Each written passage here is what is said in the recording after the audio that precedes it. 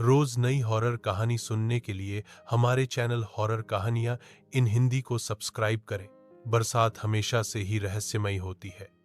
बूंदों की टपकती आवाज, अंधेरे में गूंजती हवाएं और दूर दूर तक फैली गड़गड़ाहट इंसान के दिल में एक अनकहा डर भर देती है। वो जुलाई का महीना था। आसमान काले बादलों से ढका हुआ था और पूरे गांव पर मानो कोई रहस्यमयी चादर तान दी गई थी। भैरवपुर गांव अपनी वीरान गलियों, पुराने हवेलियों और अजीब किस्सों के लिए जाना जाता था। लोग कहते थे कि यहां रात के समय बाहर निकलना अशुभ होता है, खासकर जब बारिश हो रही हो। उस दिन की रात असामान्य थी। बिजली बार बार चमक रही थी और बादल ऐसे गरज रहे थे मानो आकाश फट पड़ेगा। गांव के बाहर एक पुराना रास्ता था जो घने जंगलों से होकर गुजरता था। उसी रास्ते पर एक बस फंसी हुई थी। बस में कुछ ही लोग बचे थे। ड्राइवर रामलाल ने कहा, साहब, आगे का रास्ता बंद है। पानी इतना भर गया है कि गाड़ी ले जाना नामुमकिन है। हमें यहीं रुकना पड़ेगा। यात्रियों में से कुछ डर गए, लेकिन वहीं एक युवक अजय बोला, ड्राइवर, क्या यहां पास में कोई ठिकाना नहीं है? ये रात यहीं बैठे बैठे गुजारना मुश्किल होगा। रामलाल ने थोड़ी देर सोचकर कहा, आगे थोड़ी दूर पर ठाकुर हवेली है, पर वहां जाना सही नहीं। लोग कहते हैं कि हवेली में बरसात की रातों में अजीब आवाजें आती हैं। हवेली का नाम सुनते ही कुछ लोगों ने सहमति जताई तो कुछ ने विरोध किया। लेकिन जब बिजली और जोर से कड़कने लगी और बारिश ने रास्ता और खराब कर दिया, तो सबने हवेली की ओर जाने का निश्चय किया। करीब आधे घंटे की पैदल दूरी पर वो हवेली थी। हवेली बहुत पुरानी और खंडहर जैसी लग रही थी। टूटी फूटी दीवारें, जाले और टूटी खिड़कियां उसे और भी डरावना बना रही थी।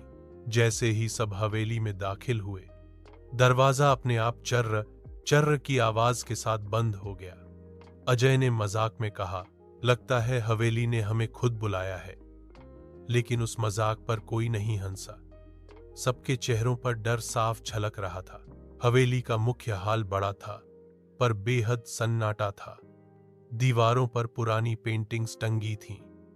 उनमें से ज्यादातर पर धूल जमी थी, लेकिन एक पेंटिंग बिल्कुल साफ थी, एक औरत की तस्वीर जिसने लाल साड़ी पहन रखी थी और उसकी आंखों में अजीब चमक थी। रात बढ़ती जा रही थी। सबने सोचा कि कुछ देर आराम कर लिया जाए। तभी अचानक हवेली की छत से ठक ठक ठक की आवाज आने लगी। ड्राइवर रामलाल ने कहा, लगता है हवा में कोई लकड़ी हिल रही है। लेकिन तभी आवाज और तेज हो गई। ऐसा लगा जैसे कोई भारी चीज जमीन पर गिरा हो। सब लोग डर के मारे इकट्ठा हो गए।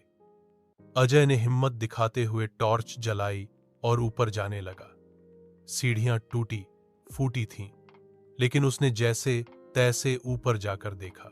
ऊपर बिल्कुल सन्नाटा था। बस एक टूटा हुआ आईना पड़ा था, जिसमें उसकी ही परछाई टिमटिमाती रोशनी में अजीब सी दिख रही थी। लेकिन जैसे ही उसने मुड़कर देखा, वही लाल साड़ी वाली औरत दरवाजे पर खड़ी थी, बिना आवाज किए। उसकी आंखें जल रही थीं और होंठों पर हल्की मुस्कान थी। अजय चिल्लाकर नीचे भागा, वो ऊपर कोई है। सब डर से कांप गए। लेकिन जब सबने ऊपर जाकर देखा, वहां कोई नहीं था, सिर्फ टूटा हुआ आईना और ठंडी हवा का बहाव। लेकिन नीचे लौटते ही उन्होंने देखा कि पेंटिंग वाली औरत की तस्वीर गायब थी। अब हाल में खाली फ्रेम लटक रहा था। सबके होश उड़ गए। बस में साथ सफर कर रही रीमा नाम की लड़की बोली, ये हवेली उस औरत की है जिसका किस्सा मैंने सुना था। कहते हैं ठाकुर ने अपनी ही पत्नी को धोखा दिया था और उस औरत ने बदला लेने के लिए जान दे दी थी। उसकी आत्मा हर बरसात की रात इस हवेली में लौटती है। धीरे धीरे रात और भी गहरी होती जा रही थी। हवेली के हर कोने से अजीब आवाजें आने लगीं। कभी खिड़की अपने आप खुल जाती, कभी किसी के रोने की आवाज आती। ड्राइवर रामलाल ने बाहर जाने की कोशिश की, लेकिन दरवाजा अंदर से बंद था। लाख कोशिशों के बावजूद वो खुला नहीं। तभी अचानक एक एक करके सभी यात्रियों को अजीब चीजें दिखने लगी। किसी को अपनी मृत मां दिखाई दी, किसी को अपने बचपन का दोस्त, किसी को खून से लथपथ औरत। रीमा कांपते हुए बोली, ये हवेली हमें मारना चाहती है, यहां से निकलना होगा। एक युवक सुरेश डर के मारे भागा और हवेली के पिछले हिस्से में चला गया। सब उसके पीछे दौड़े, लेकिन जब पहुंचे तो सुरेश की लाश पड़ी थी। उसके गले पर गहरे नाखूनों के निशान थे। रीमा चिल्लाई, वो औरत, वो सबको मार डालेगी। अब हवेली में दहशत फैल गई। लोग एक एक करके गायब होने लगे। कभी कोई चीख सुनाई देती, कभी किसी के गिरने की आवाज देती। अजय और रीमा ने तय किया कि उन्हें हवेली का रहस्य जानना होगा, वरना सब मर जाएंगे। उन्होंने हवेली के तहखाने का दरवाजा खोला। अंदर घुप अंधेरा था। वहां एक पुरानी डायरी मिली। डायरी में लिखा था, मैं ठाकुर रघुनाथ सिंह, मैंने अपनी पत्नी को धोखा दिया। मैंने हवेली की दौलत के लिए उसे जिंदा दफना दिया। अब उसकी आत्मा मुझे हर बरसात की रात सताती है। जो भी इस हवेली में आता है वो उसकी शिकार बन जाता है। रीमा ने कांपते हुए कहा, इसलिए बरसात की रातों में लोग इस हवेली से दूर रहते हैं। जैसे ही उन्होंने डायरी पढ़ी, लाल साड़ी वाली औरत सामने आ गई। उसकी आंखों से खून टपक रहा था और चेहरे पर भयावह गुस्सा था। उसने कहा, तुम सब भी मरोगे जैसे बाकी मरे। अजय ने हिम्मत करके कहा, हम निर्दोष हैं, हमें जाने दो। लेकिन आत्मा आगे बढ़ी और रीमा पर झपट पड़ी।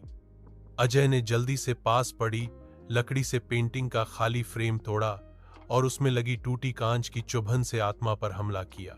आत्मा जोर से चीखी और पूरा हवेली हिलने लगी। रात भर डर और मौत का खेल चलता रहा। कई लोग मारे गए, लेकिन सुबह होते ही हवेली का दरवाजा अपने आप खुल गया। अजय और रीमा किसी तरह बाहर निकले।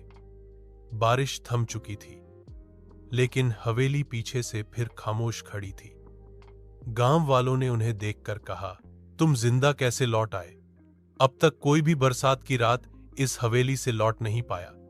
अजय और रीमा बस एक दूसरे को देखते रहे।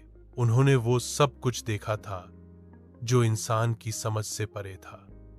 बरसात की रात अब उनके लिए हमेशा डर का प्रतीक बन चुकी थी।